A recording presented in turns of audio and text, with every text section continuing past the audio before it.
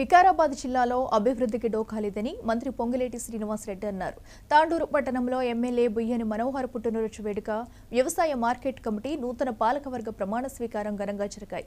ఈ వేడుకల్లో స్పీకర్ గడ్డం ప్రసాద్ కుమార్, మంత్రులు పొంగులేటి శ్రీనివాసరెడ్డి, కోమటిరెడ్డి వెంకటరెడ్డి, పలువురు అధికారులు పాల్గొన్నారు. అనంతరం తాండూరు ప్రాంతంలో సుమారు 300 కోట్ల రూపాయల అభివృద్ధి పనులకు మంత్రులు శంకుస్థాపనలు, ప్రారంభోత్సవాలు చేశారు.